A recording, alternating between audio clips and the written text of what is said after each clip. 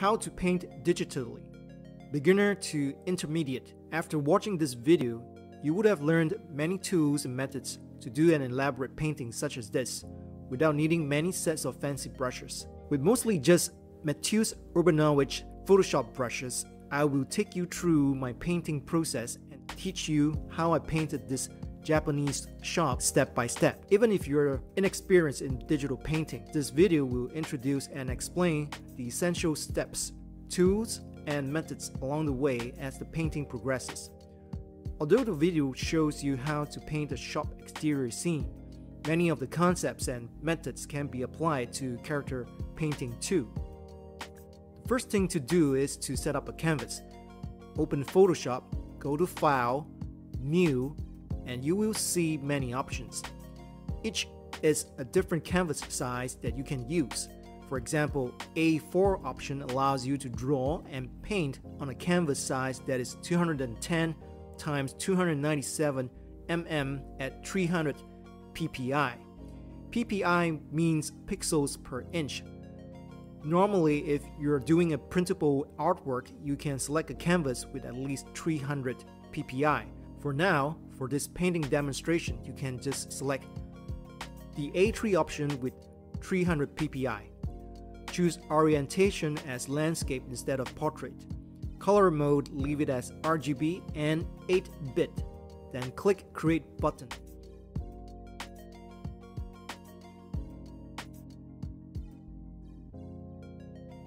Now that you have a canvas, before we do actual drawing or painting on it, there are a few things we need to understand and be aware of before we continue. In digital painting, there is the concept of layers. If you look at the panels available in Photoshop, you can see the layers panel. In Photoshop, there are many different panels for different uses and purposes. Layer panels is one of them. There's also the color panel, the history panel, the brush panel, etc. If you can't see the layer panel, go to Window on top and click Layers. As you can see here, at the beginning, you only have one layer. It's named by default as background and it is locked. There's a lock icon next to it. When it is locked, you can't draw or paint on it. You can unlock it by clicking the lock icon in the layer or the lock icon above. Both ways allow you to lock or unlock. When it is unlocked, the lock icon will disappear from the layer.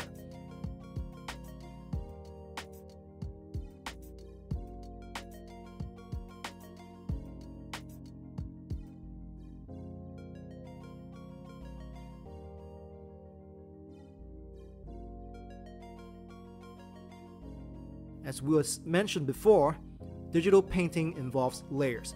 The simplest way I can explain to you is like this. Think of a comic painting as consisting different layers.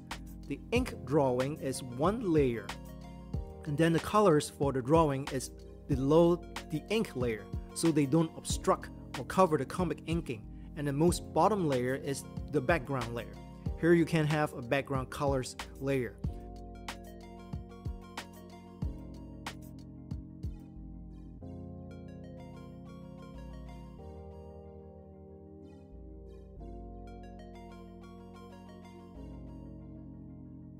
In Photoshop, paintings are like that, with multiple layers.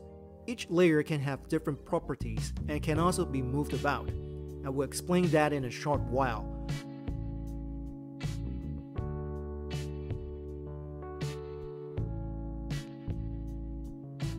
You can turn on or off the visibilities of each layer by clicking the eye icons next to each layer.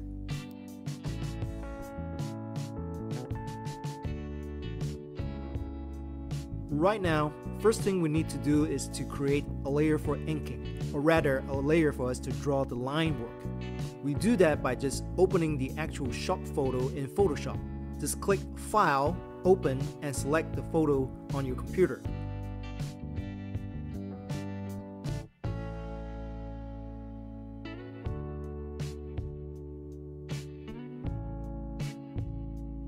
We need to outline the Japanese shop exterior and all the other things that are on the reference photo.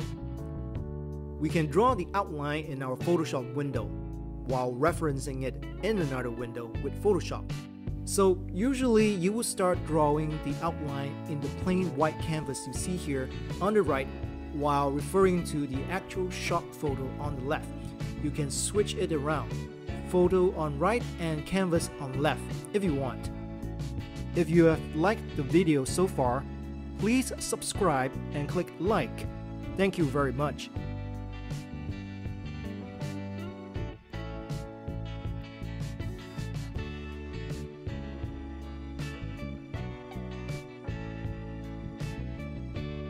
In this tutorial, I wanted to speed things up a bit, so I decided to trace a photo. To do that, place the photo as a layer in the canvas. Click File, choose Place Embedded, select the photo. You will see a cross going across your photo and handles appearing on 4 corners. Click and hold down the Shift key and then use your mouse to click any of the corners to drag and expand to the desired size and then let go to place the photo correctly. Lastly, click the tick on top. Always remember to hold down Shift when resizing to ensure there is no distortion. Now go to the actual photo of the shop layer and change the opacity to something lower like 70 or 60%. This will make the photo look lighter and more translucent so we can draw on top of it more easily or trace it more easily.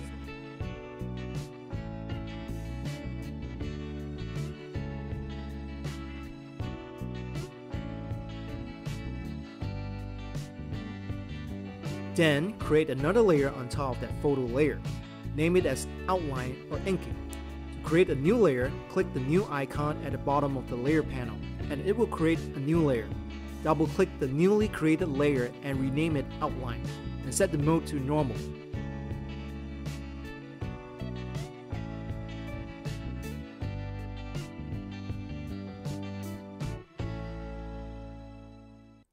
Normal is chosen by default. Opacity is set to 100% by default too. If you click on the mode drop down for a layer, you will see many options. The ones crucial for this tutorial are normal and multiply. Normal means the layers whereby the colors or lines you put on will be in full opacity. It is the default blending mode. As was mentioned just now, you can change the opacity in the opacity percentage control. At 100% opacity and normal mode, whatever pixels you draw or paint on will cover completely whatever is beneath it. If you select multiply mode, whatever you draw or paint on top will look translucent. Anything below can still be seen through.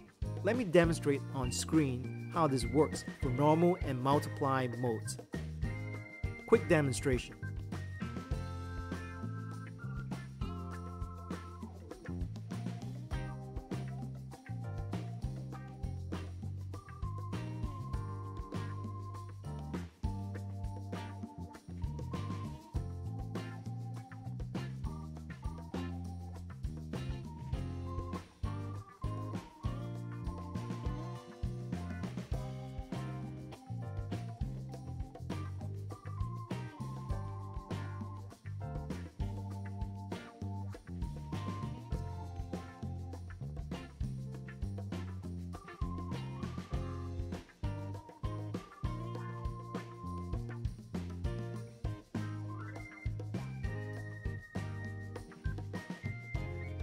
To trace, we will need a simple hard round brush. In Photoshop, you can click on the brush icon on the toolbar on your left and select it.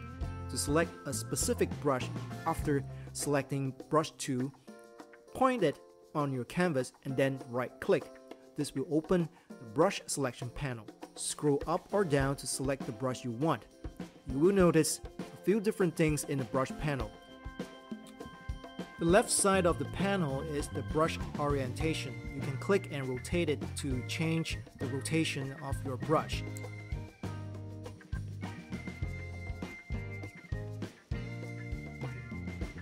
Your brush strokes directions will be different depending on the angle you set.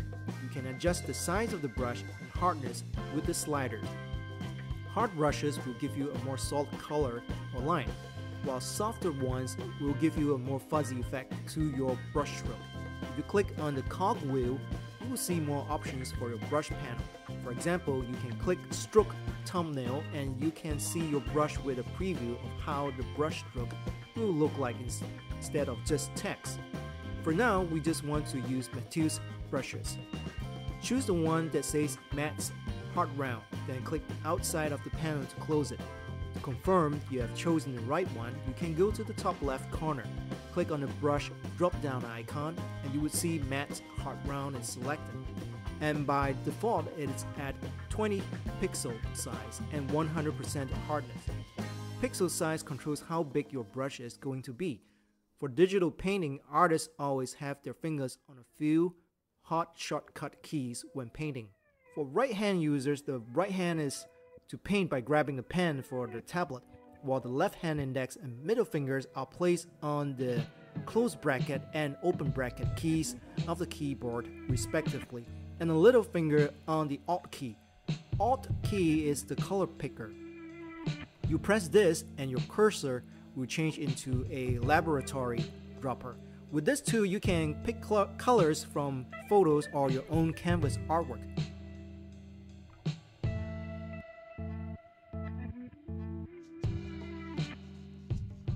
The close bracket and open bracket keys, on the other hand, are for you to increase or decrease your brush size respectively. In this case, 20 pixels brush size might be too big to draw thin outlines that we want for our canvas, so we can reduce it to down about 5 or 6 pixels. One more thing to take note is that when you choose a brush, depending on its type, it can be a non-airbrush or airbrush type brush. Matt's Hard Round is not an airbrush type. Matt's Soft Round brush, on the other hand, is an airbrush type. When it's an airbrush, the airbrush mode icon is depressed on top.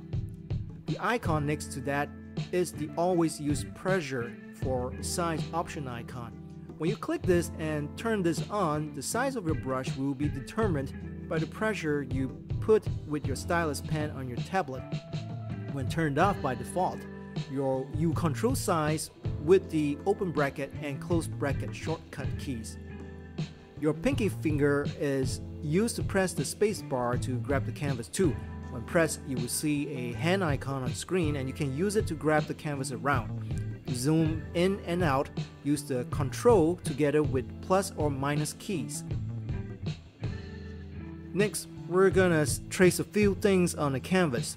We don't need to trace the whole thing, just a little bit. Make sure you're on the line art layer. I name it as inking layer. It's the same thing. So I select a suitable brush to use. I pick Matt's Hard Round for drawing line art. Make sure your opacity and flow percentages are at 100%.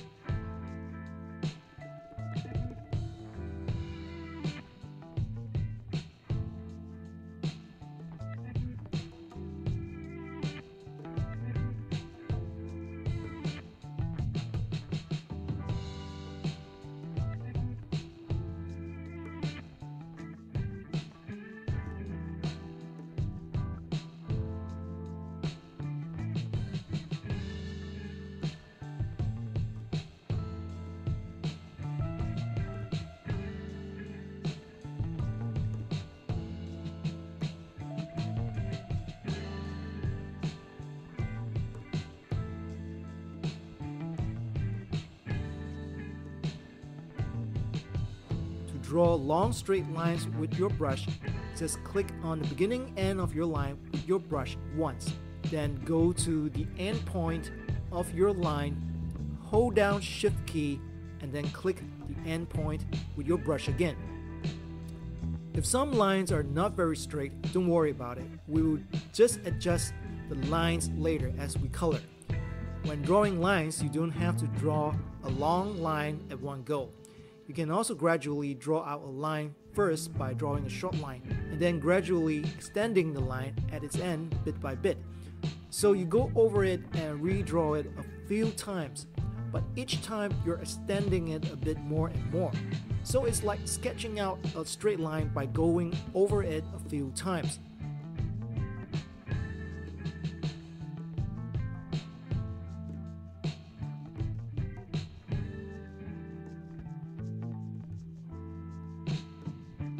For curvy lines like drawing the Japanese text outdoor banner, I just use freehand to slowly follow the shape of the Japanese text.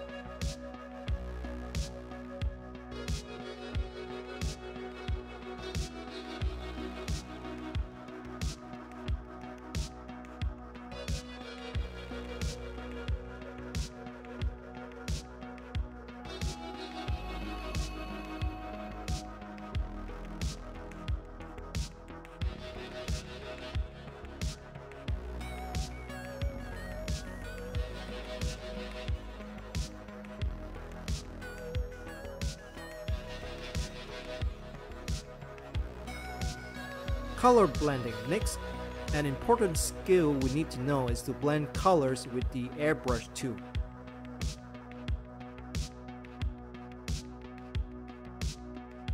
When blending, control it by making adjustments to the flow setting. For me, usually I use the default round brush. It is the Photoshop Airbrush Soft Round 17 brush. Then set the flow to about 18 to 20%. Flow controls how much paint comes out of the air spray. The higher the percentage, the more paint gets sprayed out. So by reducing the percentage, we can control the amount of paint that is sprayed, and this can make blending easier. For Mateus brushes, matte soft round brushes can do the same trick. And because I want to use mostly that set of brushes, that's the one I use for blending and rendering for many items.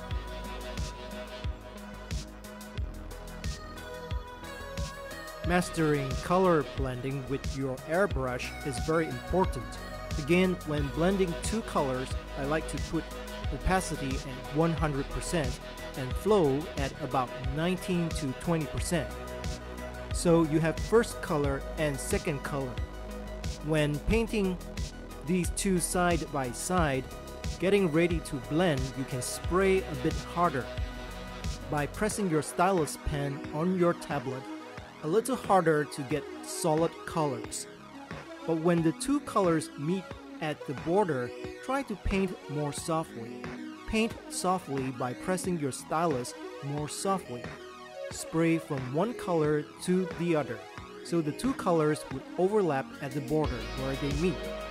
Keep spraying it lightly back and forth until you get something like a nice blend of the two colors. You would need blending when you render your objects and items in your painting, so that the colors will look natural and transition smoothly and look nicer.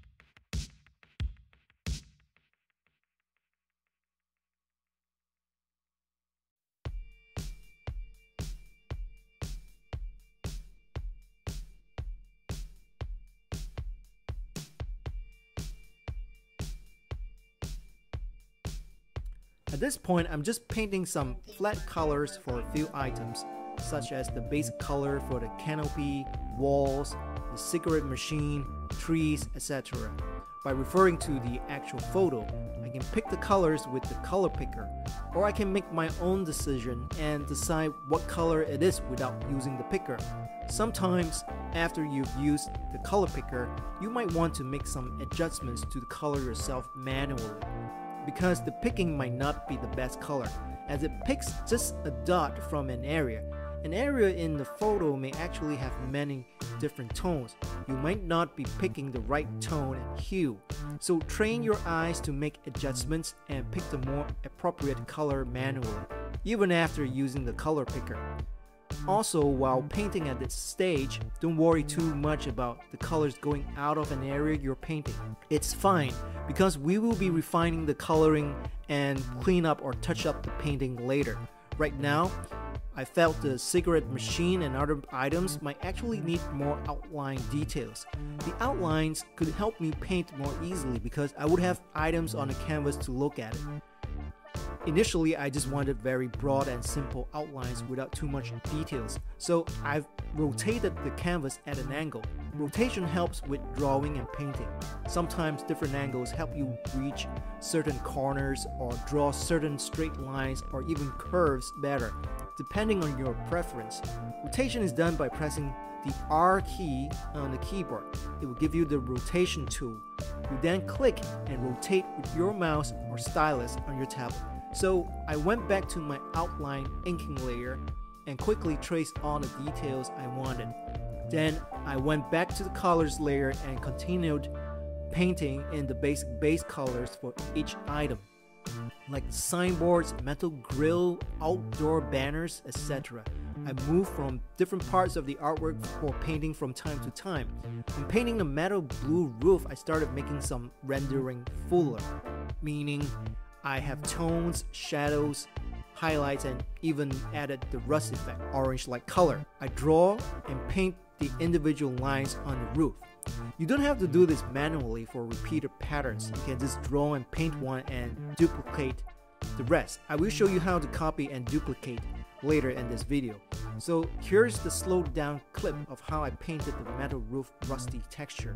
Usually I will create a new layer and name it with one I'm painting. So this layer I named Roof Color. I used the texture brush.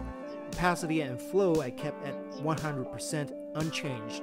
So for the most part, you can view your painting not as one painting of a shop, but actually a painting that consists many different items. The roof is one item, the metal signboard is one item, a tree trunk is one item, the concrete slab is one item, and for each item, you need to be able to look at the reference photo and be able to decipher the colors with your eyes. Be able to see that the roof is not just blue, it has many different colors, hues, tones, etc. And you need to decide how to paint them one by one onto your canvas. Here I made some colors on color 2 layer that I want to be visible. So I moved rusty roof color layer to be underneath it. Whatever layer is on top will cover the lower layer. So I wanted the straight lines I painted to show on top of the rusty roof rendering.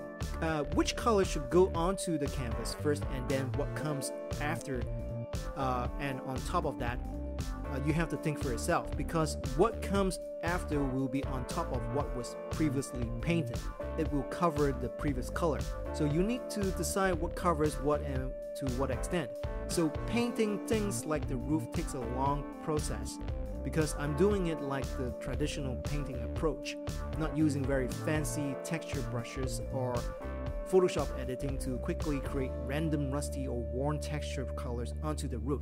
If I were painting this as a watercolor painting or as an actual acrylic painting, it would be somewhat like what you see right now. Very slow, bit by bit, as I paint in all the texture of the roof. You can turn on or off the visibility of your layers by clicking the eyeball icons next to each layer. You can move the layers about if you want to.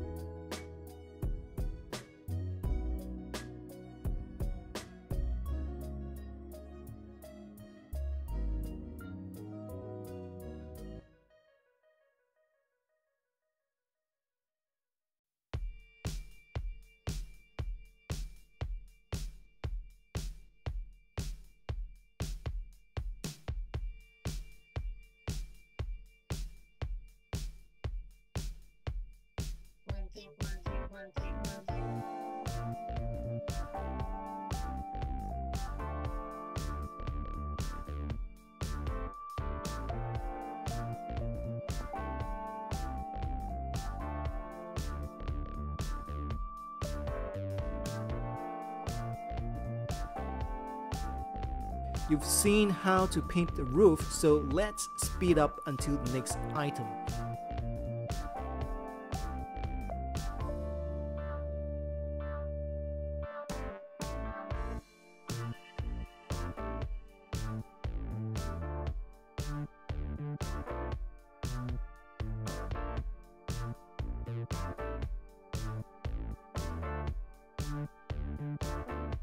Here I'm just laying flat colors to signboards, door frames and candy machines outside the shop, etc.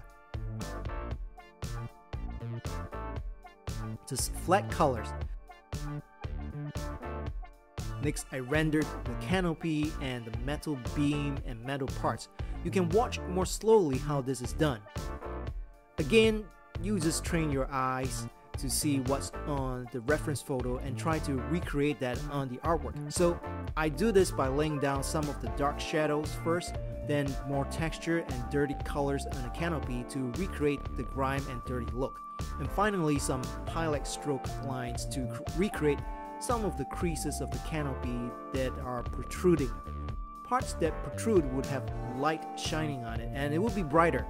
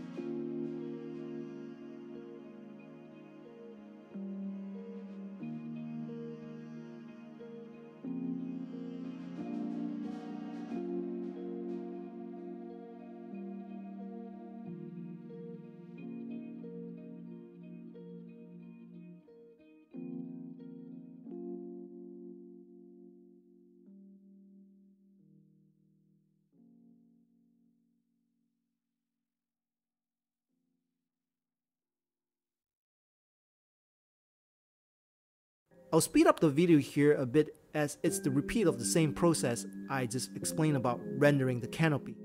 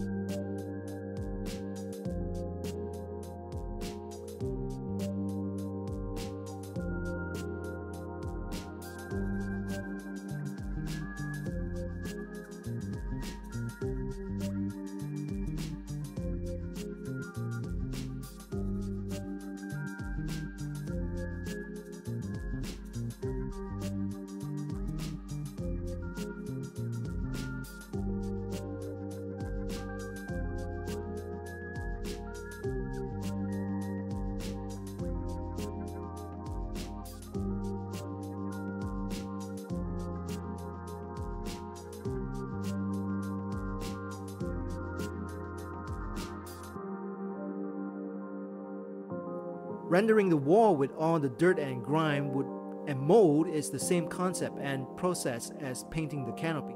Start with the base color, then add the light dirt, grime, or tones, and then gradually move on to darker tones and dirt marks. The important part you need to pay attention here is how many of the different hues of dirt and mold come into play, as that can affect how it looks.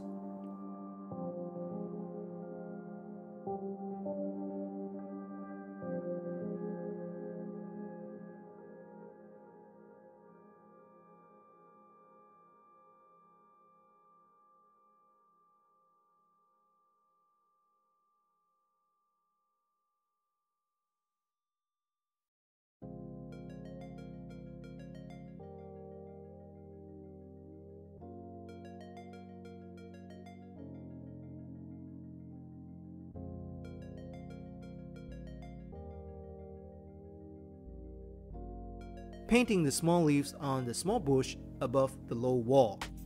Here's the slowed down process. Here I use Matt's Painting Sharper main painting brush to paint the leaves. The leaves may be small, so I'll just reduce the size of the brush to smaller until I think it's the appropriate smallness and start painting. By referring to the original photo, you can see that the leaves are mainly of three groups or layers: the dark shadow leaves, the mid-tone leaves, and the bright leaves group. So that's how leaves look like in nature, because the bottom layer of the leaves is obstructed by the middle layer and the top layer leaves. They will have darker colors or dark shadows because light is blocked by the top layer of leaves. The topmost layer is directly getting sunlight, so it looks the brightest. Here I'm painting the leaves one by one. There are leaves foliage Photoshop brushes you can download to do this, which is faster. Or you can create your own custom leaf brushes. But that's not a topic for this video.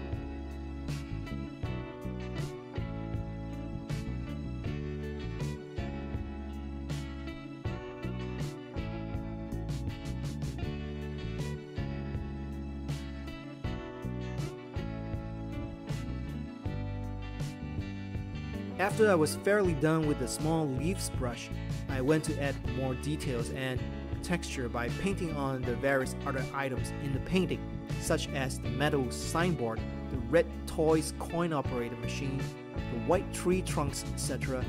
The photo reference acts as the guide for you to put in the colors and details. See what's on the photo and decide on how to color it on your canvas.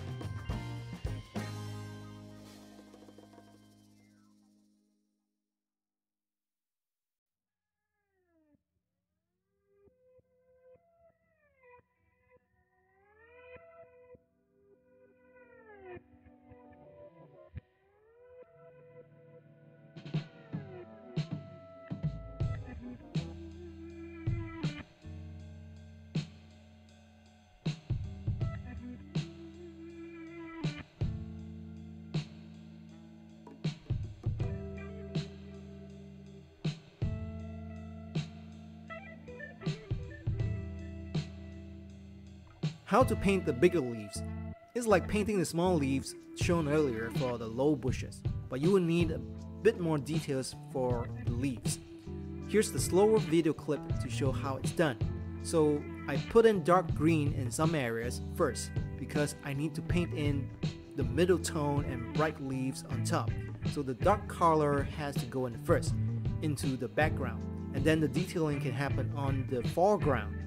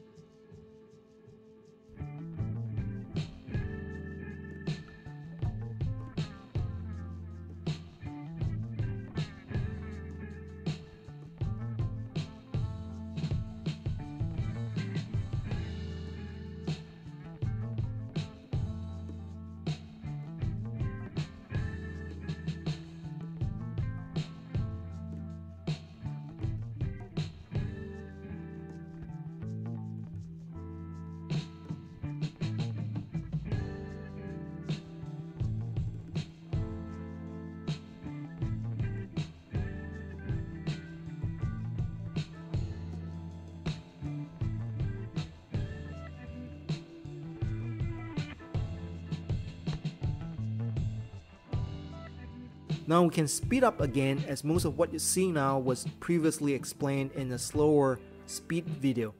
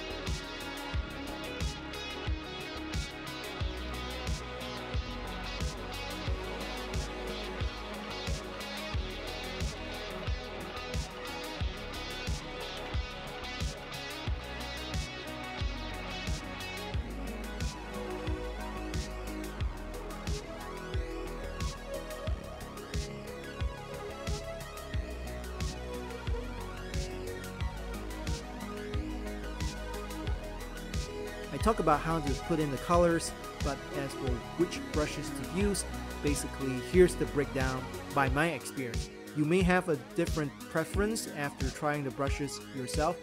For me, I use Matt's Hard Round for outlining and inking. To quickly put in big splats of colors such as the basic flat colors, I use Matt's Painting Sharper main painting brush. Matt's Add Line Detail brush I use to paint big lines and that I want to look jagged and with texture feel instead of a smooth line. I use this for some items to draw the edges, such as on the side edge of the concrete wall, for example. But for super fine details and super fine lines, I use Matt's Hard Round 5 Simple Details. Matt's Soft Round 100 is great for blending colors and rendering because it's like an airbrush. The Add Texture A brush is good for blending too. I use it to blend and for texturing items. The rest of Matt's brush I didn't use so much for this painting. You can try them out yourself and decide how and which one you should use for your painting purposes. Matt also has a brief usage description for each of these brushes on his download page on Gumroad.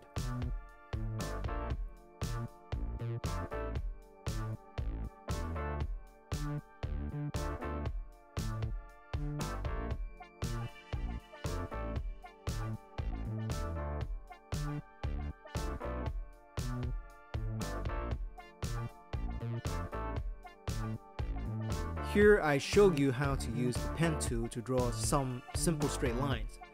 Click the pen tool on the tools panel or P on your keyboard. Click on wherever you want your line to begin, then hold down Shift and click where you want the line to end. It's that easy. Then right click and choose Stroke Path. It will make a straight line. Rename the path. Why we need to use the path panel and rename it?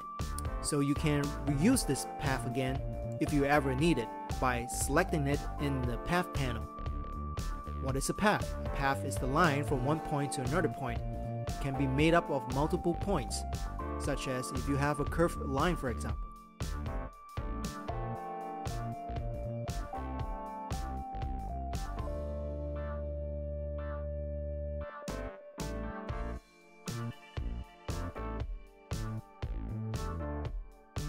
When stroking path, don't choose Simulate Brush Pressure, or else there will be varying thickness to the stroke.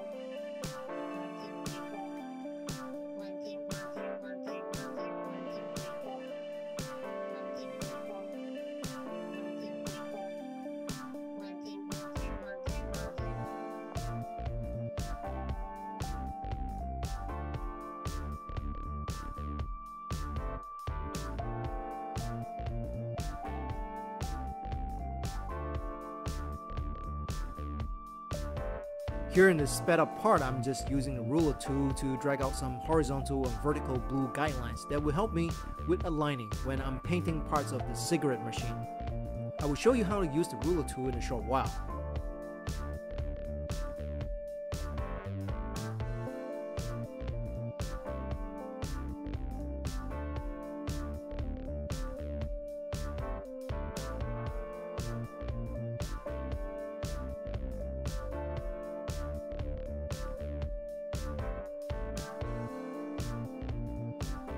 You will notice that I duplicated certain things I painted and just made copies of them to speed up the painting process.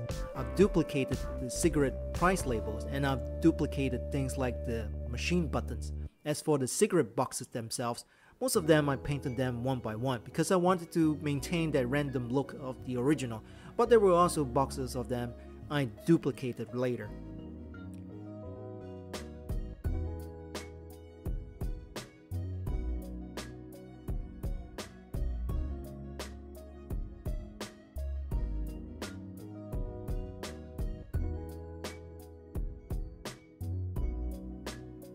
Here's how you use the ruler to make guides and how to copy items. First, you need to go to View, scroll down and select Rulers.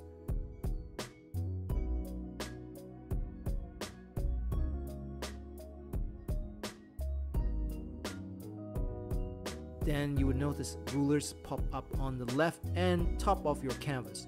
Click on the left ruler, hold down and drag it out to your canvas, and you will see that you have made a blue ruler guide appear on your canvas.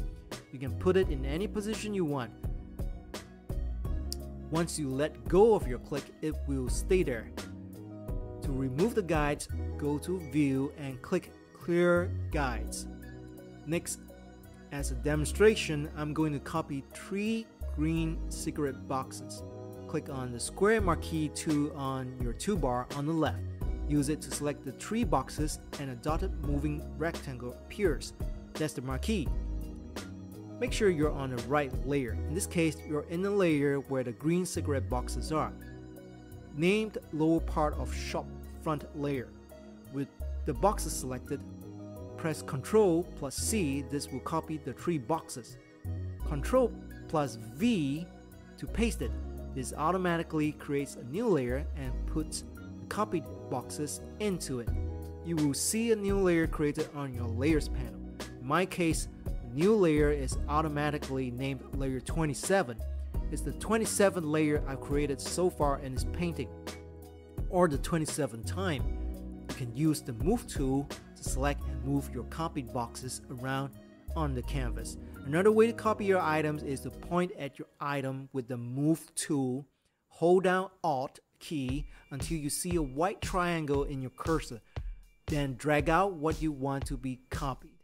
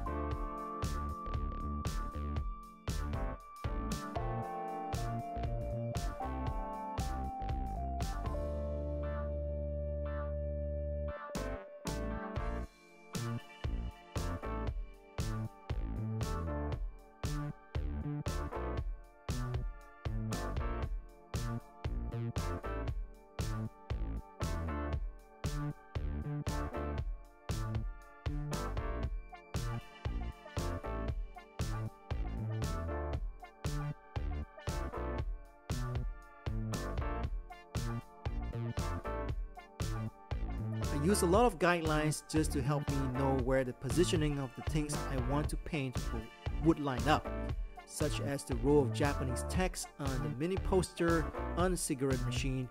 I use a few horizontal guides to plan out the spacing of the text to paint in manually. After I've painted the text, I feel I need to adjust the positioning. I can transform it by pressing Ctrl plus T. This will create a transform bounding box around the text.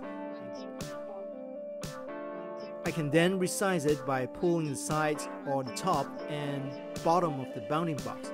The marquee tool is also usable for coloring. For example, if you want to paint a long rectangular box or shape, you can select the area and the shape of rectangular marquee and then paint it with your brush or fill it with your paint bucket tool. It looks like a paint bucket in your tools panel. So whatever is inside the marquee selection is where your colors will land only.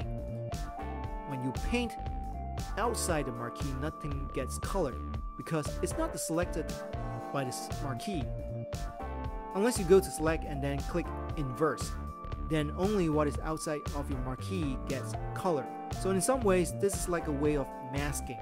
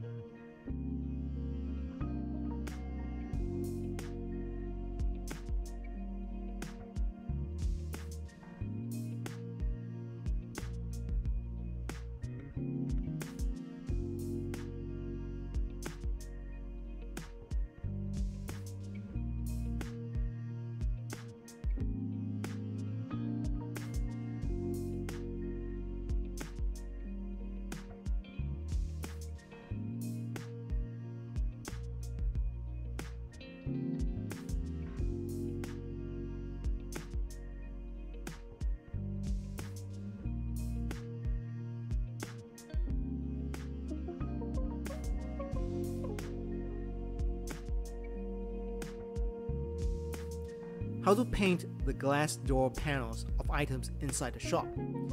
Here's a slow video clip of how it is done. At first, I used mostly the texture brush with about 78% opacity and 68% flow to paint the inside of the shop through the door glass panels. Then I used matte hard round 5 with about 45% opacity and 68% flow. The reduction in opacity is so that your paint looks like it's a semi-transparent when painting. So it gives a blurry looking effect to the things you paint. The flow control is to control how much paint comes out of your brush. So the lower percentage, less paint comes out. You will need to press harder with your stylus to get more paint out of your brush. But this gives you a better control of how much paint is released. So you can do that semi-transparent look of the things seen inside the shop through the glass panel from the outside. In some later parts, I even reduced the opacity to about 30% and the flow to about 40%. You can adjust this to your preference depending on how you want your paint to look like.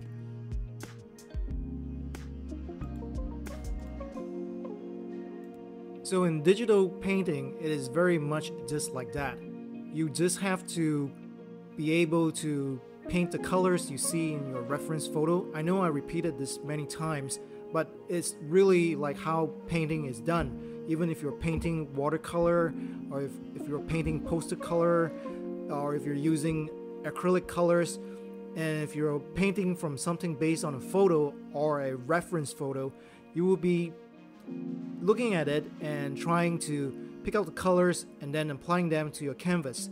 So it's all about seeing what you see and then trying to recreate that. And here I'm just looking at the reference, and I see what looks like a Fujifilm metal signboard inside the shop, and I also see what seems to be like yellow lamps, and also maybe what looks like broomsticks hung on top. And so I'm trying to repaint all these items inside this one glass panel, because it's a door and it has a lot of glass frames, glass panels, and the inside is lit. So, but it's not very well lit. It's partially dark, it's dimly lit. You can see the yellow lights and how the light bounces off the items inside the shop. So you can see there seems to be many plastic bags, many packets of things inside, and some things are not discernible, or in other words, some things you can't really tell what they are. But that's okay, as long as you can see the shapes and forms. Then we just paint the shapes and forms, right? Like for example, in one of the glass frames, the glass panels, I can't really tell what is inside. What is that, a bag? Is that a shirt? Well, it may look like a shirt, and that looks like what looks like a low table, but it doesn't really matter, because we just look at what we see, and we see colors and forms, we see reflections, we see a bright line or glowing line, and we just try to recreate all those things inside the frames. So that is how painting is really done.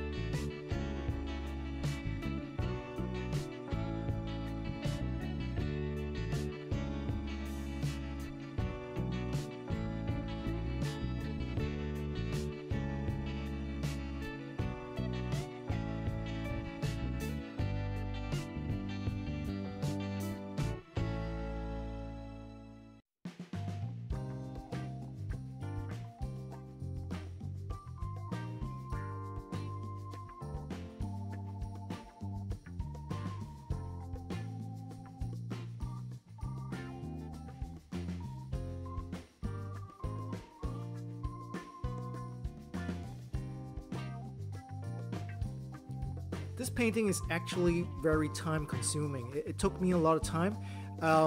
Although this video is about 2 hours long, teaching you how to paint this Japanese shop called Gifuya, but the actual painting process took about a month, about 30 days, and I didn't paint from morning to night every day. I just painted about on average 3 hours a day, sometimes maybe 5 hours, maybe longer, sometimes maybe 6 hours, but on average it was about 3 hours a day. So altogether, if you multiply it all together, it would be like 90 hours of painting. So if you're dealing with a very complicated painting such as this, you don't have to force yourself to finish everything at one go. You don't have to tell yourself, oh, I want to finish this all at one go within 3 days, within a week. You can take your time, enjoy the painting, and just paint it a bit by bit every day. Just a few hours every day. You don't have to overwork yourself. You don't have to pressure yourself, because you can take this as a hobby. It's not really a job. So take it slow and enjoy the painting. And in the next video, I could share with you some ways that you could increase the speed for your painting, like using some custom brushes or using some special foliage brushes or some special leaves brushes. Those things can help you to speed up your painting process so it wouldn't take so long. But in this example, I was taking a more traditional approach to it. I was painting everything bit by bit, piece by piece. That is why it took so long.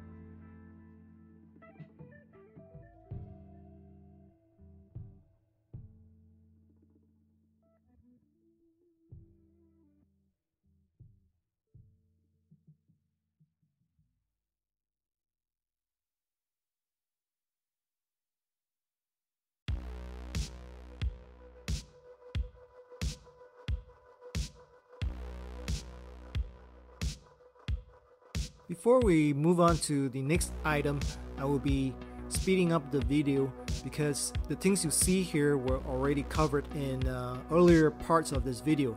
I've already talked about how to use the brushes, how to render the items, how to paint what's inside the shop through the window frames. So that is why I'm not slowing down here. I'm just speeding up the video until the next item.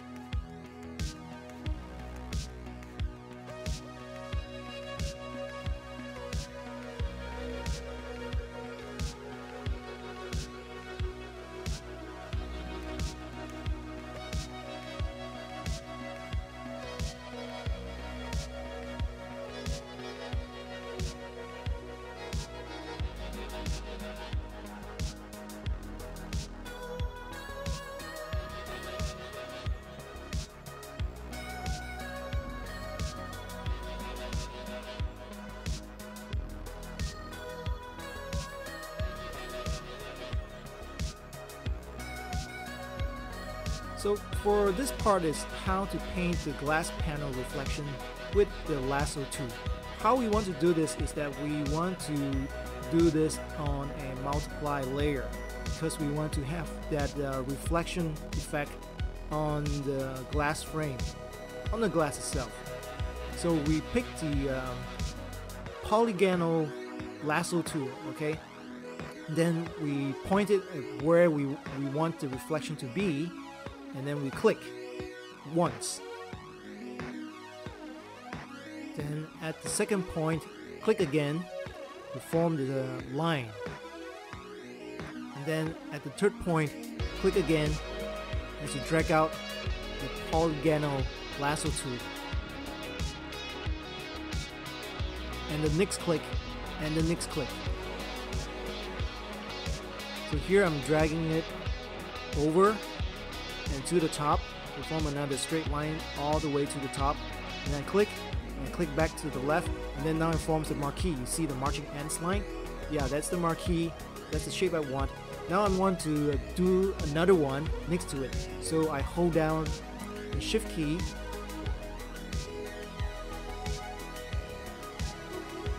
hold down the shift key, and I click and click and click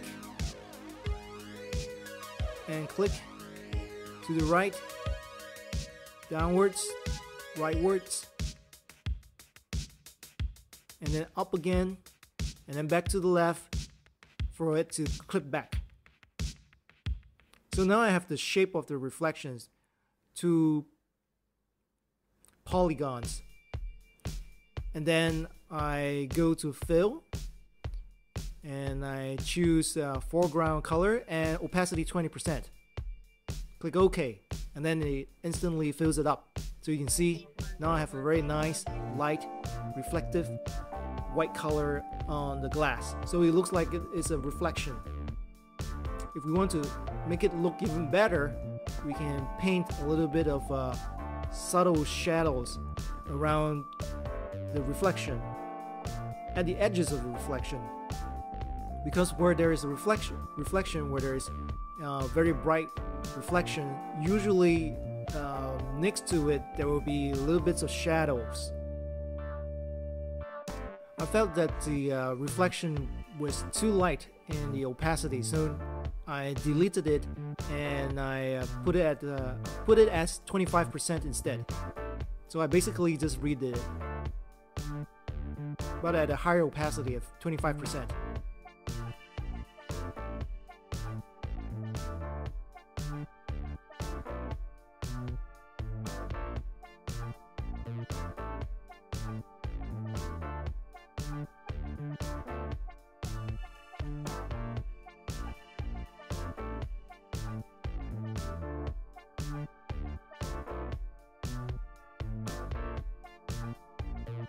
I go to another layer and I set it to multiply. So this is for me to paint shadows next to the reflection. So make sure you inverse the selection first before painting the shadows in, or else you'll be painting inside the marquee instead of just outside of it. So I'm just putting a little bit of thin shadows on both sides of the reflection. So you can see here there's a bit of shadows on the sides.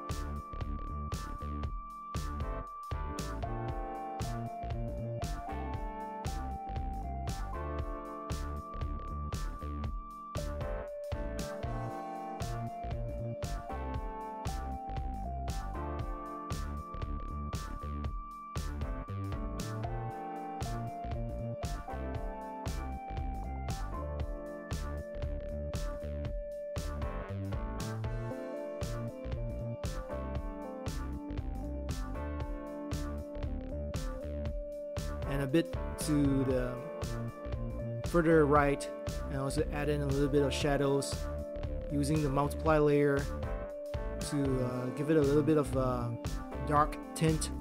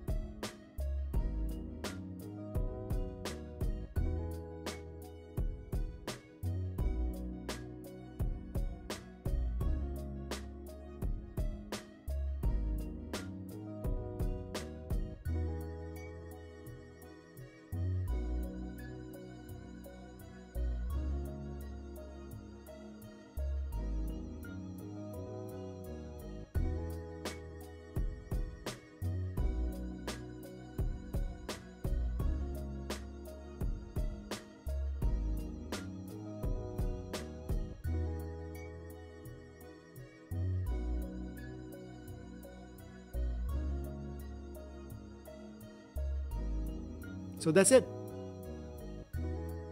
So now it looks like a reflective glass.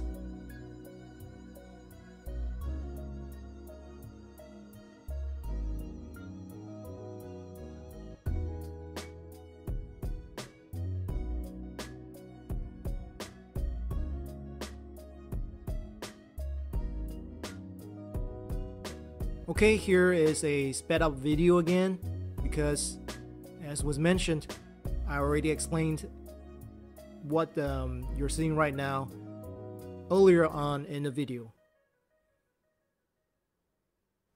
The next part is coming up soon.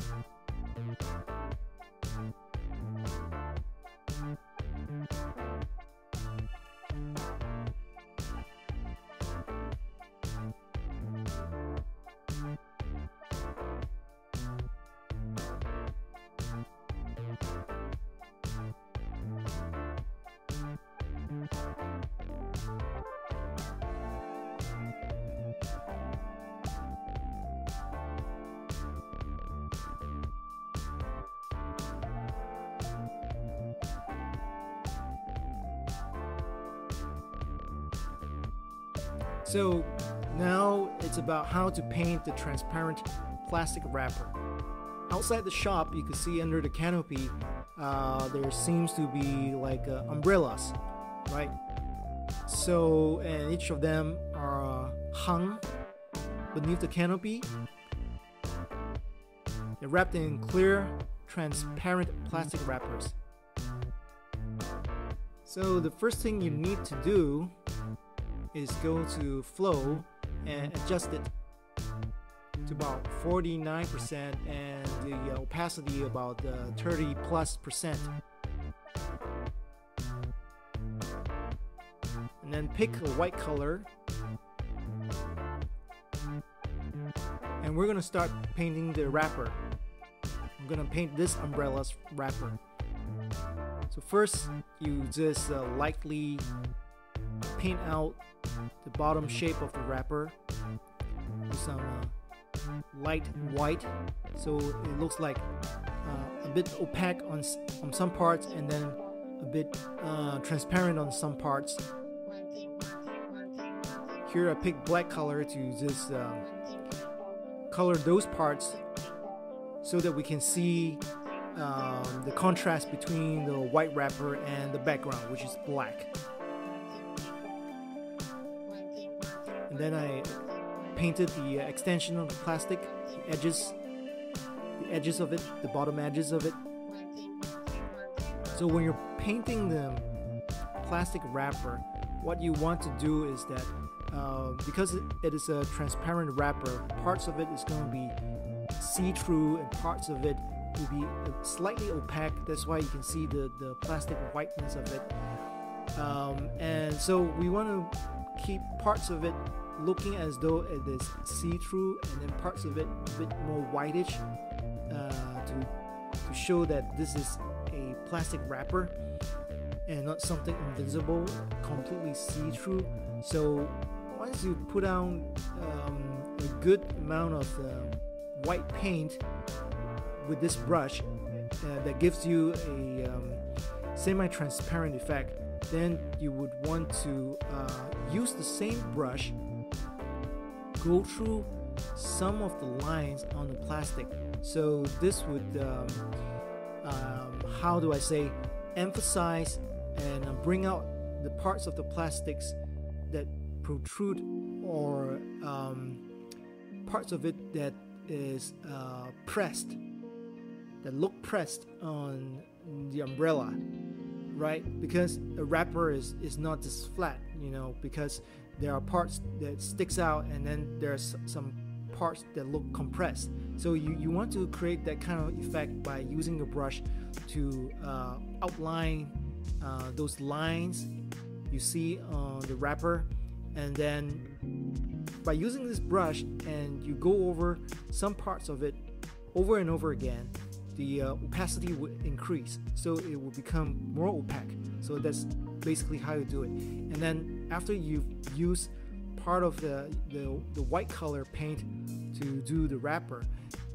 and because again the plastic wrapper is on the umbrella, it also creates a little bit of shadow inside the wrapper onto the umbrella. So we take a darker color, like this darker orange color, and then we paint in a little bit of dark orange onto it, so it will look like it is more 3D after you painted in a bit of the shadows. So we combine all these colors, the transparent white, the opaque white, and then a little bit of dark orange, a little bit of brown, to have a combination of colors whereby we would make this look like a orange umbrella being covered with a transparent plastic wrapper. That's how we use the colors to create that effect. You slowly draw out the lines, draw out the parts, so it will look like a wrinkly wrapper on the umbrella. The rest of the painting is very much about, the rest of the painting process is pretty much what I've already explained to you in the past 1.5 hours. It's very repetitive, but it's also very enjoyable, because when you have the finished painting, or when you go through this painting process, it helps you to relax you, and it makes you feel happy. So it may take a long time, it may look very tiresome, and it may be tiresome, it may be something that's very repetitive. It might even, you might even think, oh, this is boring. I mean, I have to go through this so many hours just to paint this painting.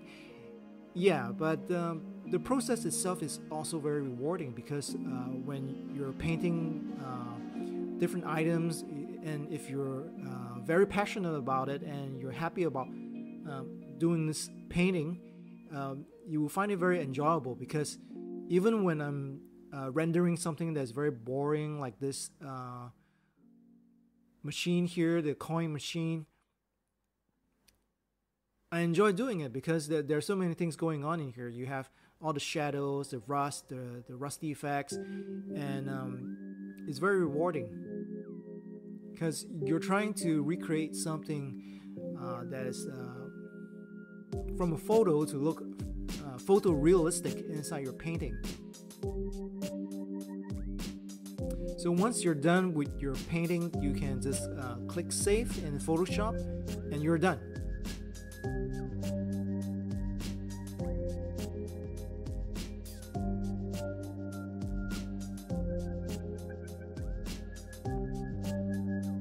I hope you enjoyed watching this video, and I hope you learned a lot about digital painting using Photoshop software. And just to remind you again, I painted this painting using a tablet. So having a tablet will be very helpful, even if it's not a very big tablet or fancy tablet, this mid-range tablet will be very helpful. You don't have to buy an expensive Cintiq tablet whereby it is a touch screen tablet, whereby you can just draw and paint on the screen. By using a normal tablet, an ordinary tablet, whereby you just look at the monitor and then coordinate with your hand on the tablet using the stylus pen, it can just work just as well. If you enjoyed my video, please subscribe. It would encourage me to make more videos like this. Thank you very much.